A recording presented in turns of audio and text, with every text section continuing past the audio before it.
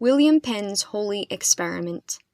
While the colonists in New France and New England fought for survival, a man named William Penn was working hard to build a different kind of colony. Penn wanted this new colony, Pennsylvania, to be a place of peace, brotherhood, and love, not a place of war. But the history of Pennsylvania was filled with trouble. The story of Pennsylvania began in 1660, when William Penn was just 16 and studying at the University of Oxford. The English had just decided to invite Charles II back to England. William's father, an officer in the English Navy, commanded the ship that brought Charles II back to England. In gratitude, Charles II made William's father an admiral and a knight. And when Charles II was crowned in London, Admiral Penn loaned him £16,000 for his treasury, more money than a farmer or merchant might earn in his entire lifetime. Admiral Penn wanted William to have a position at the new royal court, perhaps as an ambassador or an army officer. But in Oxford, William had started going to the meetings of a religious group called the Society of Friends of the Truth. The Friends were nicknamed Quakers because people whispered that they quaked or shook in the presence of God. Quakers refused to belong to the Church of England. Instead, they gathered together in plain meeting houses where they sat and prayed quietly, waiting for God's words to come directly into their hearts. Quakers believed that every man and woman should be equal, so they refused to use the word you, because, in those days, people used the word you when talking to superiors, and the word thee when talking to equals. Quaker used thee when speaking to everyone. They wouldn't even take their hats off in the presence of the king. This looked a lot like rebellion, so Quakers were often arrested and put in jail. Admiral Penn didn't want William to become a Quaker, so he ordered William to come home from Oxford and sent him to France instead. In France, William met Louis XIV and learned French dress and French manners at the glittering, beautiful French court. When he returned, he seemed content to lead the life of a wealthy aristocrat. He went to parties and balls. He decided to become a soldier and had his portrait painted in a full suit of armor. But while William was playing the part of a fashionable young man, he was still thinking about Quaker ideas. Soon, William Penn was going to Quaker meetings once more. At the age of 22, sitting in a Quaker meeting, William Penn was suddenly filled with joy. "The Lord visited me," he later said, with a certain sound and testimony of his eternal word. Now William could no longer be a soldier. Quakers believed that fighting was wrong, and he certainly wouldn't be a royal ambassador. Quakers were not in favor at court. When Admiral Penn found out that his son had become a Quaker, he was so furious that he threw William out of the house and told him not to come back. William Penn went to live with friends in London. He wrote tracts defending Quaker beliefs, preached in public, and was thrown into jail. When he was released, he learned that his father was dying. William Penn hurried home to sit by his father's side. 10 days later, Admiral Penn died. William spent the next 3 years writing and thinking about Quaker ideas. Meanwhile, all over England, Quakers were put in jail because of their beliefs. William Penn knew that, over in North America, Puritans had formed colonies where they could worship as they pleased. Why couldn't Quakers have a colony as well? So William wrote to Charles II, reminding the king that he still owed the Penn family £16,000.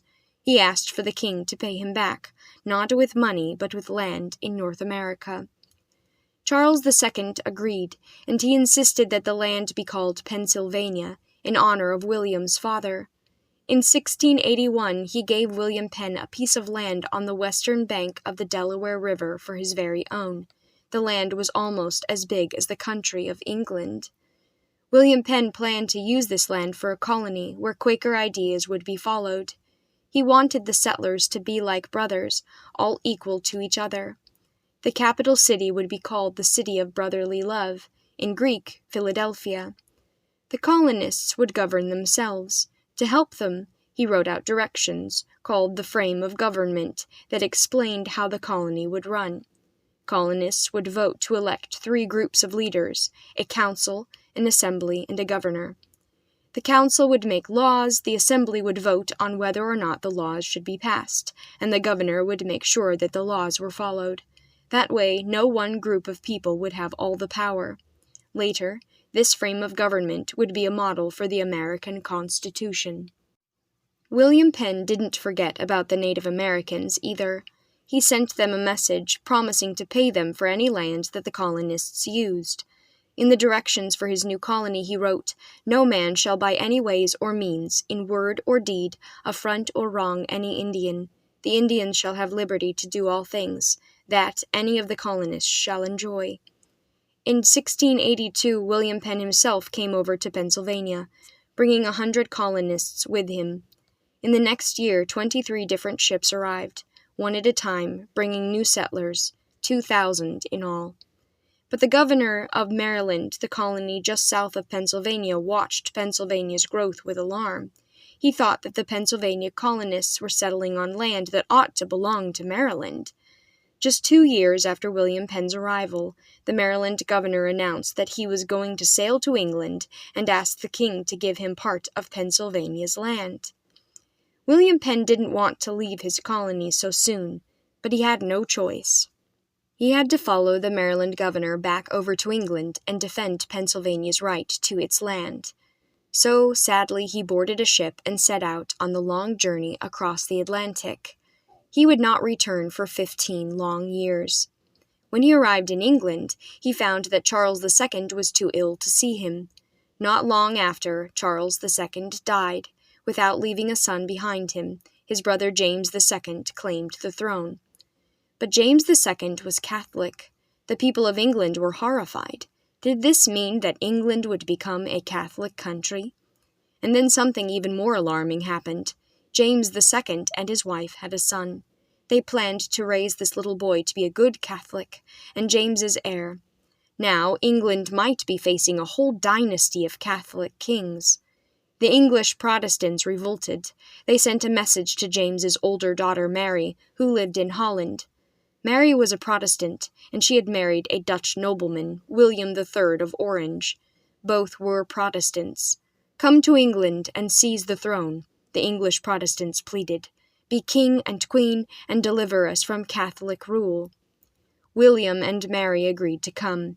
They also agreed to sign a paper promising that they would not try to pass any laws without the approval of Parliament.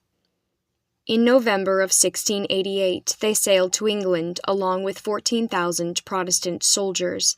As soon as they landed, James's royal army deserted him and welcomed the new Protestant rulers. James, like his brother before him, had to flee to France. The Protestants of England were delighted. They now had a Protestant king and queen who had promised not to be tyrants. The English called this takeover the Glorious Revolution. Their new monarchs, Mary II and William III, would never try to seize power from Parliament. But the revolution wasn't so glorious for William Penn. He was arrested 3 times because he was suspected of loyalty to the king. Each time he was released, he tried to get a ship to take him back to Philadelphia, and failed. Finally, he was forced to go into hiding. He stayed in hiding for years and years. Finally, when fears of James II's return began to die down, William was able to come out of hiding and buy passage on a ship to North America.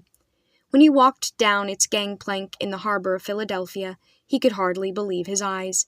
In 15 years, Philadelphia had grown to be the 2nd largest town in all of North America. The city was filled with shops, tall brick houses, wide streets, and thousands of people.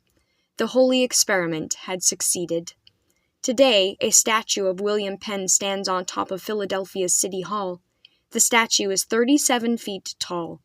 For many years, no building in Philadelphia was allowed to be taller than the brim of the statue's hat, so that William Penn would always be the highest spot in the city that he planned.